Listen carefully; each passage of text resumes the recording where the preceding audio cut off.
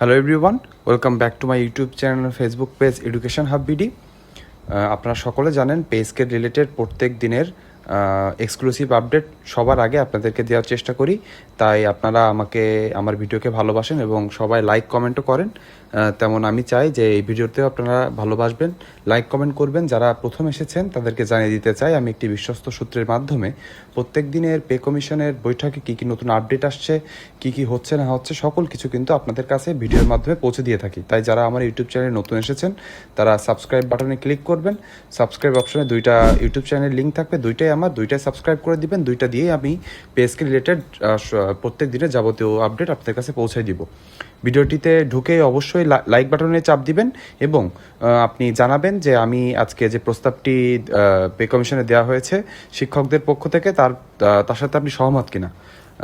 আপনারা অনেকের প্রশ্ন করতে পারেন যে সবার প্রস্তাবগুলো নিয়ে আলোচনা করার কি আছে, কিন্তু আপনারা জানেন না যে সকলের প্রস্তাব কিন্তু এক জায়গায় করেই তার ভিতরে একটি খসড়া তৈরি করা হবে। তাই সকল প্রস্তাবই আমাদের জন্য গুরুত্বপূর্ণ। তাই সকল প্রস্তাব দেখবেন এবং আপনার কাছে কেমন গ্রহণযোগ্য মনে হচ্ছে সেটি কমেন্ট বক্সে লিখতে ভুলবেন না। তাহলে চলুন দেরি না করে আমরা মেন ভিডিওতে চলে যাই। আমরা মেন ভিডিওতে চলে এসেছি। আজকের টপিকটি হলো সরকারি কলেজ শিক্ষক সমিতির প্রস্তাবনার মূল পয়েন্ট সমূহ। তার মানে জানতে পারলেন যে শিক্ষকদের একটি অংশ আজকে শিক্ষকদের সরকারি কলেজের সমিতি তারা গিয়ে আজকে পে কমিশনের বৈঠক করেছেন এবং তারা একটি খসড়া জমা দিয়ে এসেছেন। তাহলে চলুন আমরা জেনে নিই আজকের মূল টপিকগুলো। শিক্ষকদের জন্য আলাদা আকর্ষণীয় মর্যাদাপূর্ণ বেতন কাঠামো প্রণয়নের দাবি। যোগ্য ও মেধাবী ব্যক্তিদের শিক্ষকতায় আকৃষ্ট করতে বিশেষ বেতন ভাতা কাঠামো সময়ের দাবি। তার মানে বুঝতে পারলেন, আপনারা সকলে জানেন যে সরকারি কলেজের বেতন ভাতায় একটি সহনীয় পর্যায়ে থাকলেও বিশেষ করে বেসরকারি বা এমপিওভুক্ত শিক্ষকদের কিন্তু বেতন খুবই নগণ্য পরিমাণ। আপনি যদি একটি জাতিকে শিক্ষিত জাতি এবং উর্বর জাতি হিসাবে সারা বিশ্বে তুলে ধরতে চান তাহলে কিন্তু অবশ্যই আপনাকে শিক্ষা খাতটি দেখতে হবে। এটিকে আপনি অবহেলা করে কোনোভাবেই একটি দেশকে উন্নতির চরম শিখরে নিয়ে যেতে পারবেন না। তাই আপনার যদি দেশের শিক্ষা ব্যবস্থাকে ভালো করতে হয় অবশ্যই শিক্ষা ব্যবস্থায় আপনাকে অর্থ বরাদ্দ রাখতে হবে। আপনি যখনই একজন মেধাবীকে এই শিক্ষা ব্যবস্থায় নিয়ে আসবেন সে কিন্তু তার মেধা দিয়ে অন্যান্য শিক্ষার্থীদেরকে দেশের মূল্যবান সম্পদ হিসেবে গড়ে তুলবে। আপনি যদি এখানে বেতন কম দেন তাহলে দেখা যাবে মেধাবীরা কিন্তু এখানে আসতে আগ্রহ প্রকাশ করবে না। তাই আপনারা যদি দেশকে একটি মেধাবী জাতি হিসেবে গড়ে তুলতে চান তাহলে অবশ্যই আপনাকে শিক্ষা কাঠামোকে ঢেলে সাজাতে হবে এবং প্রথম কাজ হবে যেসব শিক্ষকরা আছেন যারা অনেক অর্থকষ্টে থাকেন তাদেরকে একটি ন্যূনতম বেতনের মাধ্যমে তাদের অর্থকষ্টটা দূর করা। জাতীয় বেতন কমিশনের সঙ্গে মতবিনিময় সভায় প্রস্তাব জমা দেওয়া হয়েছে। তার মানে সবার পরে কিন্তু প্রস্তাবটা জমা দেওয়া হয়েছে। তারপরে সরকারি চাকরিতে বিদ্যমান গ্রেড সংখ্যা কমিয়ে 15টি করার প্রস্তাব। তার মানে আপনারা সকলে জানেন যে এখন যে চলমান অষ্টম পে স্কেলটি আছে যেটি 2015 সালে দেওয়া হয়েছিল সেটিতে কিন্তু 20টি গ্রেড আছে এবং বিশেষ করে 11 থেকে 20তম গ্রেডের ভিতরে কিন্তু বৈষম্যের শেষ নেই।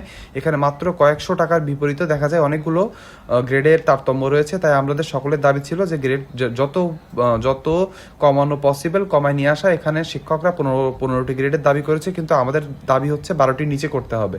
তাহলে দেখা যাবে যে আপনি বেতন অনেক গ্রেডের ভিতর থেকে আপনি বৈষম্য কিন্তু কমিয়ে আনতে পারবেন। তারপরে ওনাদের প্রস্তাবটি হলো সর্বনিম্ন বেতন 32,500 টাকা নির্ধারণের দাবি। তার মানে বুঝতে পারেন সর্বনিম্ন মানে সব থেকে কম গ্রেডের বেতনের দাবি করা হয়েছে 32,500 টাকা। বাড়ি ভাড়া বৃদ্ধি করার প্রস্তাব দেওয়া হয়েছে। উৎসব ভাতা বছরে 2বার প্রতিবার মূল বেতনের সমপরিমাণ করার দাবি। এখানে শুধু বেসিকের না, তার মানে সব কিছু মিলিয়ে বেসিক, বাড়ি ভাড়া, চিকিৎসা ভাতা সব কিছু মিলিয়ে যে বেতনটা পাওয়া যায় সে সমপরিমাণের বেতন যেন 2 ঈদে দেওয়া হয় তার দাবি করেছেন। বার্ষিক ইনক্রিমেন্ট 5% থেকে বাড়িয়ে 10% করার প্রস্তাব দিয়েছেন। আপনারা সকলে জানেন দেশের মুদ্রাস্ফীতির কী পরিমাণ আছে। সেখানে আপনি যদি ইনক্রিমেন্টটা 5% রাখেন তাহলে দেখা যায় যে কোনোভাবেই সেটা নিয়ে চলা যায় না। বেতন 1 বছর যেতে না যেতেই সেটি কিন্তু পূরণ হয়ে যায়। তাই আপনাদেরকে অবশ্যই সকলের কাছে অনুরোধ থাকবে পে কমিশনের যে তারা যেন 10%-এর বার্ষিক ইনক্রিমেন্টটা বাড়িয়ে দেয়। চিকিৎসা ভাতা মূল বেতনের 10% বা ন্যূনতম 5,000 টাকা নির্ধারণের প্রস্তাব। এটি খুবই ভালো প্রস্তাব। আপনি জানেন যে আপনার পরিবারে 6 জনের সদস্য নিয়ে থাকতে হলে তার ভিতরে কেউ না কেউ অসুস্থ থাকেই। সেখানে তাকে ডাক্তার দেখানো, ওষুধ কেনা, তাছাড়া টেস্ট করা সকল কিছু মিলে অনেক টাকা খরচ হয়ে যায় একজন অসুস্থ হলে। সেজন্য সকলের দাবি থাকবে যে মূল বেতনের 10%, এটি যদি পসিবল নাও হয় তাহলে যেন 5,000 টাকা সর্বনিম্ন একটি চিকিৎসা ভাতার দাবি রাখা হয়। পেনশন সুবিধা 90% থেকে বাড়িয়ে 100% করার দাবি। আপনারা জানেন যে আপনি একজন সরকারি চাকরিজীবী তার জীবনের 25 থেকে 30 বছর সরকারি চাকরিজীবীতে দিয়ে শেষ বয়সে পেনশনে যায় এবং শেষ বয়সে গিয়ে অর্থকষ্টে ভোগে। তাকে শেষ বয়সে একটু অর্থ একটু ভালো পরিমাণে অর্থ দিলে তার এই কষ্টটি লাঘব হবে। এর জন্য এখন যেহেতু 50% বেসিকের 50% সুবিধা দেওয়া হয়, সেটি যেন বাড়িয়ে 100% বেশি করা হয়, সেটি সকলের দাবি থাকবে। শিক্ষকদের আর্থিক ও পেশাগত মর্যাদা নিশ্চিত হলে শিক্ষার মানোন্নয়ন ইতিবাচক প্রভাব পড়বে বলে সকলের মত। তার মানে এটা জেনে নিলাম। এখন আমরা জেনে নেব যে তারা গ্রেডের প্রস্তাব করেছে সেগুলো কিভাবে আছে। তাহলে চলুন দেরি না করে আমরা জেনে নিই যে তারা গ্রেড যেহেতু 15টি দিয়েছে এবং সেই গ্রেড 15টির কিভাবে তারা ভাগ করেছে সেগুলো আমরা সব জেনে নিব। তাহলে চলুন আমরা শেষ অংশে এটা জেনে নিই।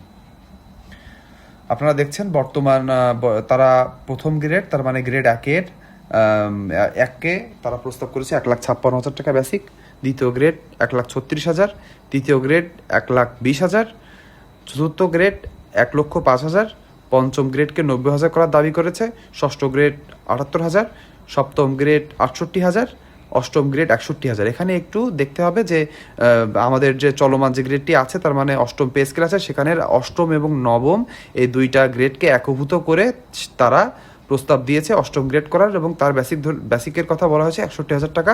দশম গ্রেডের কথা বলা হয়েছে 55,000 টাকা, যেটা নতুন গ্রেডে নবম এবং বিগত গ্রেডের দশম, তাকে বলা হয়েছে 55,000 টাকা। বিগত গ্রেডের 11 এবং 12কে একীভূত করে দশম গ্রেড করার কথা বলা হয়েছে এবং তার বেসিক ধরা হয়েছে 50,000 টাকা। 13 এবং 14কে 11তম গ্রেড ধরা হয়েছে, সেটাকে বলা হয়েছে 45,000। 14কে 12তম গ্রেড, সেটা ধরা হয়েছে 41,000। 15 এবং 16কে 13তম গ্রেড, সেটা ধরা হয়েছে 38,000। এবং শেষ পর্যায়ের 17 ও 18কে 14তমকে উন্নীত করে 35,000 টাকা বেসিকের কথা বলা হয়েছে এবং 19 এবং 20 গ্রেডকে 15তম বেসিক ধরে 32,500 টাকার কথা বলা হয়েছে।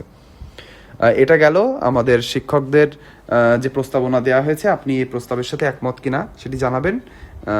আপনার যদি এই গ্রেড কি ভালো লেগে থাকে তাহলে আপনি সহমত কিনা সেটাও জানাবেন। কোনো কিছু যদি আপনার মনে হয় এর থেকে ভালো হওয়া উচিত ছিল, সেটিও আপনি কমেন্ট বক্সে লিখতে জানবেন না।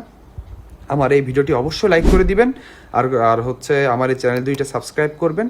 সাবস্ক্রাইব করলে আমি কিন্তু চেষ্টা করি আপনাদেরকে সকল নতুন ভিডিও, আপডেটেড ভিডিও দিয়ে আপনাদেরকে সকলকে পেজকে রিলেটেড সকল আপডেট আপনাদের কাছে পৌঁছে দেওয়া। তাই আপনাদেরকে অবশ্যই সাবস্ক্রাইব করতে হবে।